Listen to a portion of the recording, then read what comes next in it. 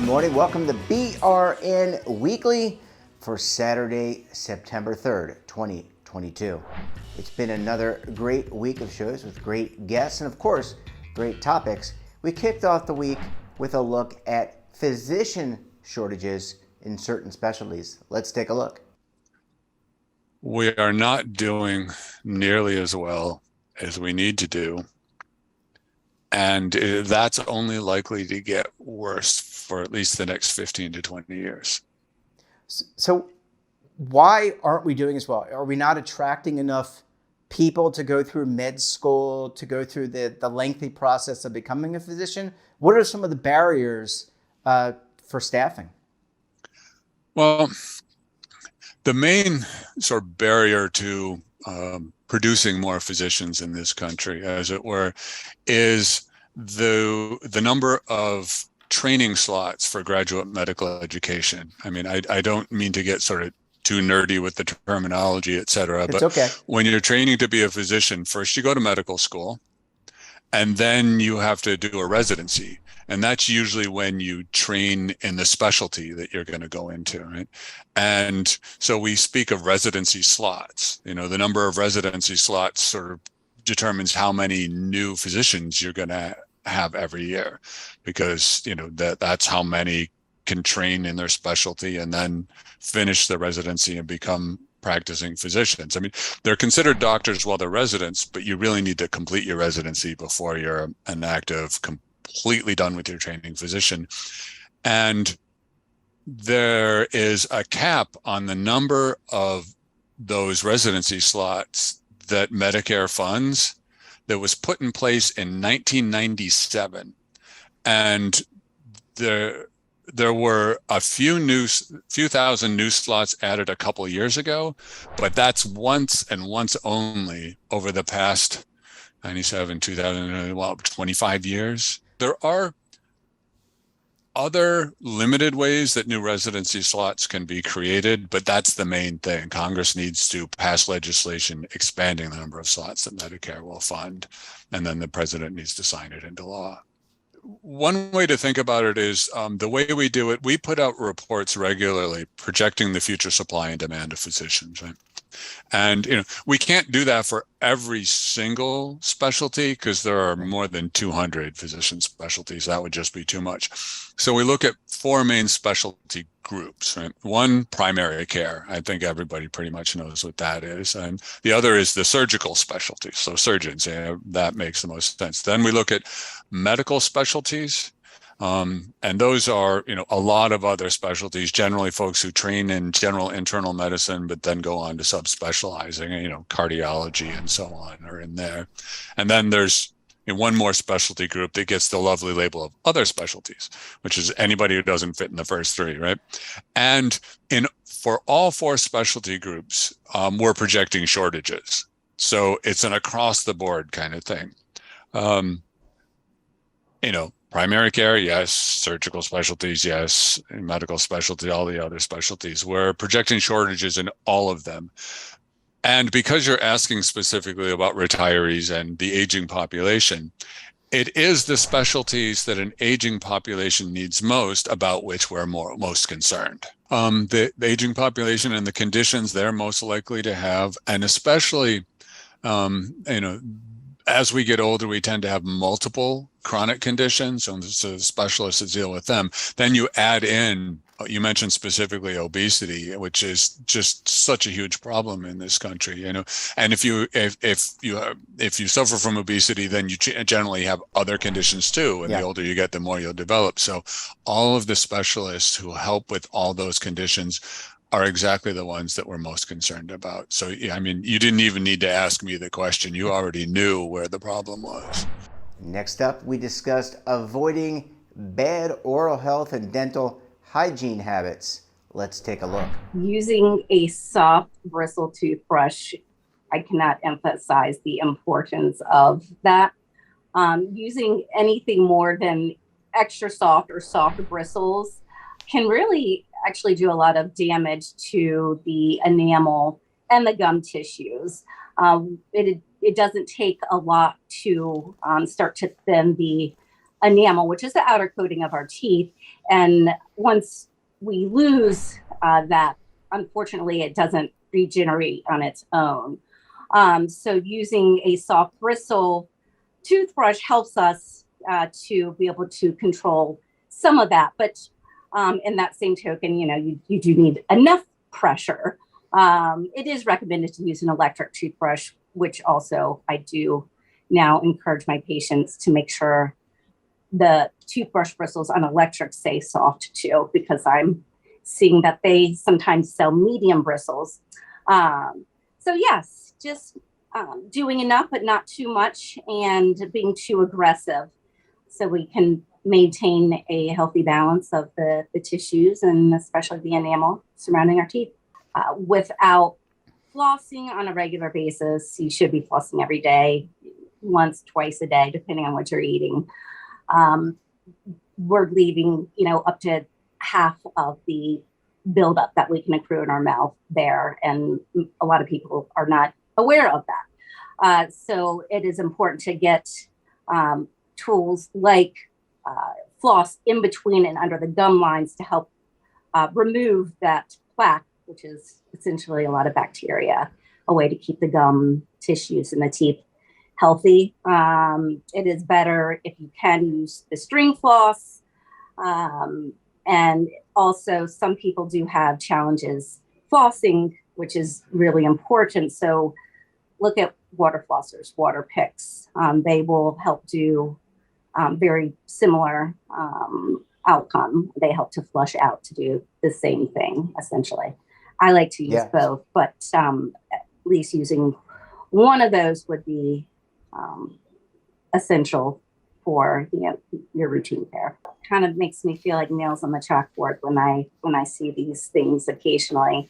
I've even seen the one with the magic eraser cleaning scrub, and it is a home cleaning sponge that is to help remove stain. And there was a challenge at one time, or people were showing themselves doing that, and that is really dangerous actually for the health of the teeth. It can, not only are you putting dangerous chemicals in your mouth, you are removing the layers of the enamel again, and you're just putting your teeth in harm's way essentially. So definitely do not feed into any of those, because they can be very harmful. Well, we're halfway through, and we come back. The other half of our best segments for the week. You're going to want to stay tuned right here on BRN Weekly.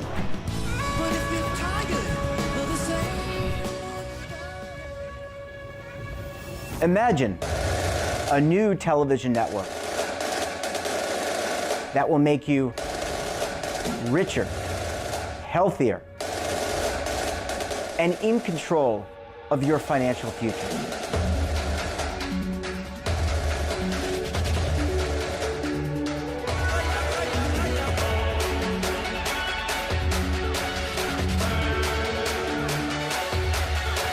This network is for the policewoman in Nashville, Tennessee, the baker in Dubuque, Iowa, the teacher in Lexington, Kentucky.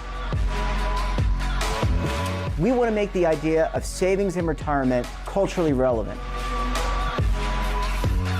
But what do you see as a defining issue of the midterms?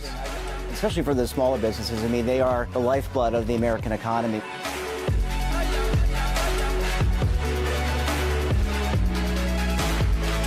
Featuring exclusive interviews, current affairs, and docuseries.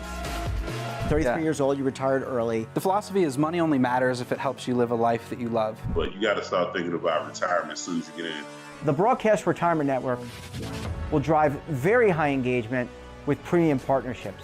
So this isn't retirement and savings for your parents or grandparents. This is for all Americans. And we're going to change the way you think about money.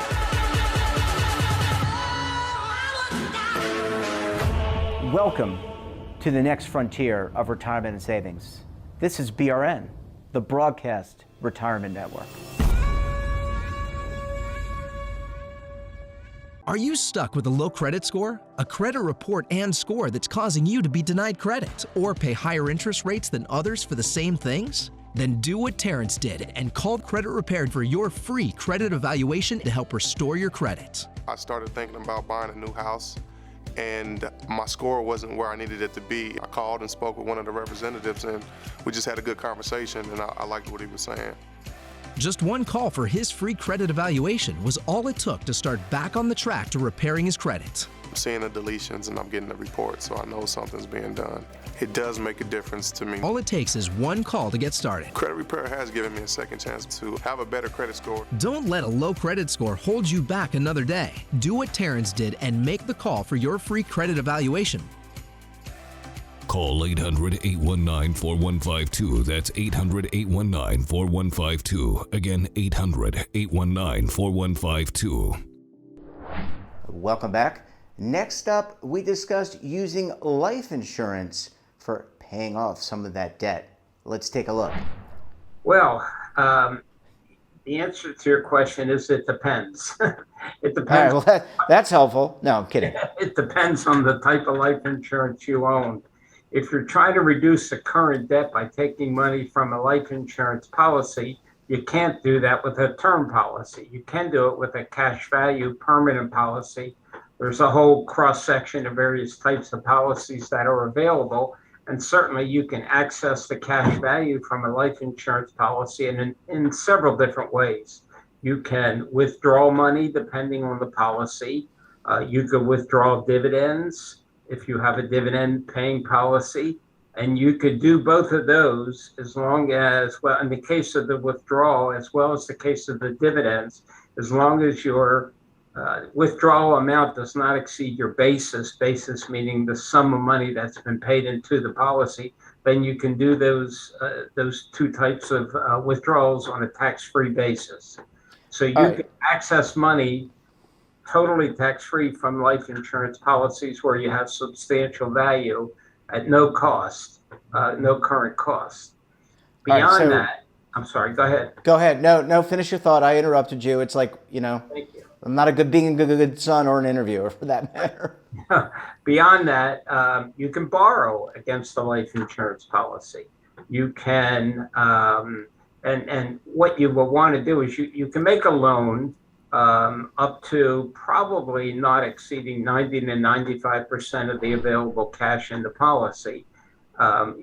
You just need to contact the insurer to make sure you can make the loan. Most cash value policies provide for loan provisions, and check on the interest cost. You wouldn't want to do that if the interest cost exceeds the cost of the debt that you currently have. So if you have credit card debt, in all likelihood, you're paying a large interest rate.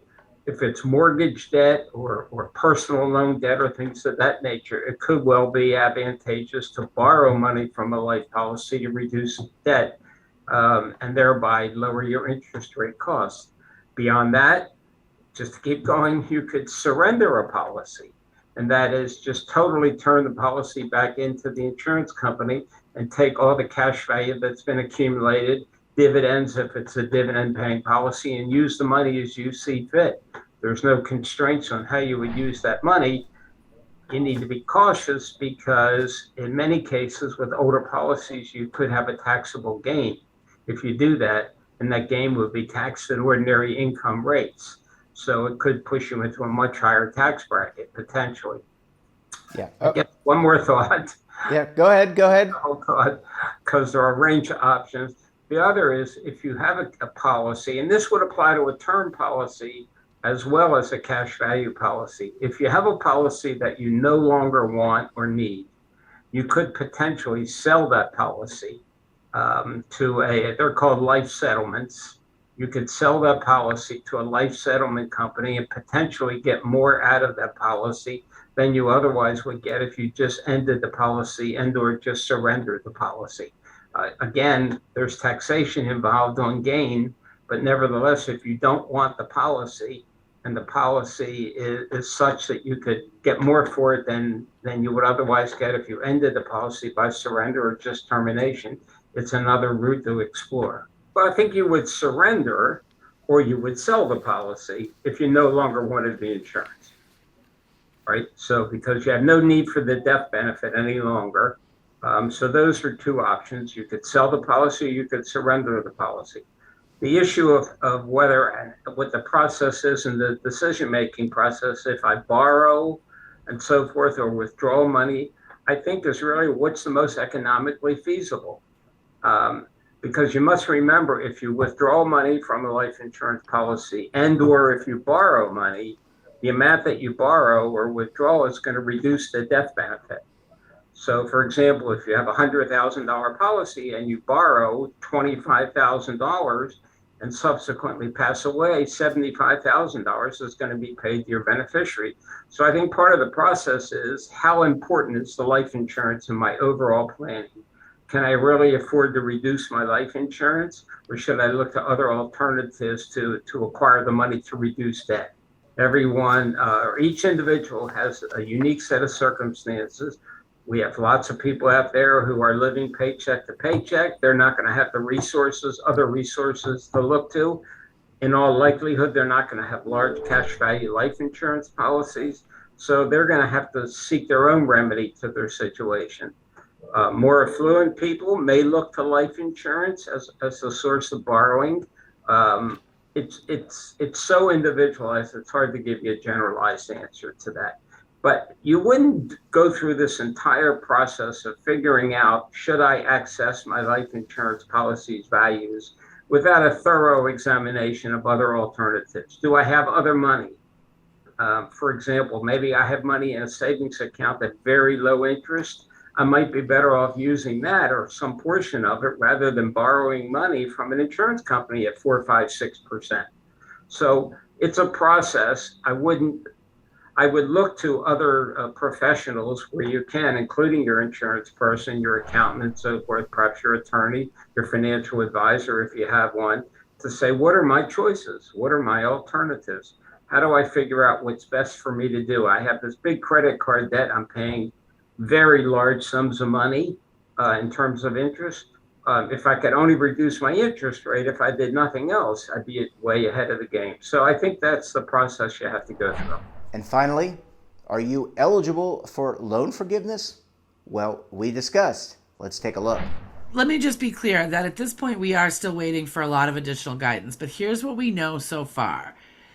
If you have federal student loans, especially if you have federal direct loans, and that doesn't matter if it's a Stafford loan or a Graduate Plus loan or a Parent Plus loan you took out for your children, then you are potentially eligible for this forgiveness, even if the loan's in default. Now, Perkins loans and the old Federal Family Education Loan Program loans, we believe are going to be eligible, but those we are waiting for further guidance as to whether these people will have to consolidate to get the eligibility or not. So to be clear, they should just hang tight. Now, the other piece to the eligibility is your income. In order to get this forgiveness... Is that your phone? That's a very interesting ring that you have, Betsy. Please before you go into that, just tell us a little bit about your ring. Well, that was a text alert. It's a loon, the bird, a loon. Okay. Very cool. Anyway, so but if we have time at the end, ask me about another alert I have, and that's related to this forgiveness story. Okay. So anyway, I apologize. No, you were so fun. We love talking to you, Betsy. Rookie mistake. But so you're no rookie. For single tax filers, your income needs to be below your adjusted gross income needs to be below $125,000 in either the tax years 2020 or 2021 in order to qualify for the $10,000 in forgiveness. For married households or head of households, the adjusted gross income has to be below $250,000. Now, as a bonus, if you ever received a Pell Grant, that forgiveness can go up to $20,000. Now, the income thresholds remain the same, but you could actually get up to $20,000 forgiven. The Department of Education has said that they plan to have additional guidance as well as the process that people will need to go through within a couple weeks. They've been ready for this for a while, so I believe that it will we'll have it by October. I'm pretty confident. In general, we think the way it's going to work is that if you've applied for an income-driven plan or filled out the FAFSA in the last 2 years, you're the one who's probably not going to have to do anything but sit back, put your patience pants on, and wait for it to happen. Now, to be clear, while the process we think is going to be open by October, it's going to take a minute for them to get through the 40 million plus federal student loan borrowers that are potentially eligible for this. So that doesn't mean your forgiveness is going to happen in October. It might not happen till December. It might not happen till January. Again, patience is going to be the thing, because there is not going to be any way to accelerate when you actually get the forgiveness. Last year or the year before, Congress at least temporarily ended the taxation of student loan forgiveness, and that runs at this point through the end of 2025. There are some states that are going to tax it, however. Unfortunately, I can't tell you which states it is, but there are a few that are going to tax it, unless they make a quick change. I think the best place because we're not tax experts, we're just student loan nerds. So the best place is to check your own state revenue website. And that wraps up this episode of BRN Weekly. Have a topic of interest, someone you think we should talk to, drop us a line. And don't forget, for all the latest curated news in lifestyle, wellness, finance, tech, entertainment, so much more, all in one place, check out today's edition of our daily newsletter, The Morning Pulse. Want to search our archives, check out our latest content? Well, visit our website and, of course, our over 300 streaming platform partners. We're back again tomorrow, this time for BRN Sunday. I'll be joined by members of the media, financial services, and academia as we analyze all the news and events for the week. Until then, I'm Jeff Snyder. Stay safe, keep on saving, and don't forget, roll with the changes.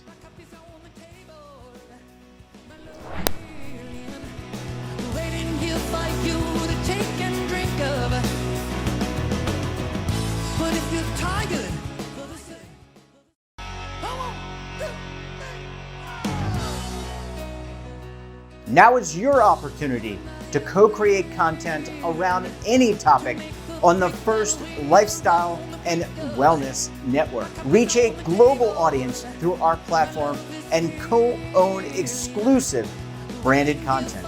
All of our programs are available on demand and also as audio-only podcasts, so you can take us on the go. Broadcast Retirement Network, available anytime, anywhere, and on any device.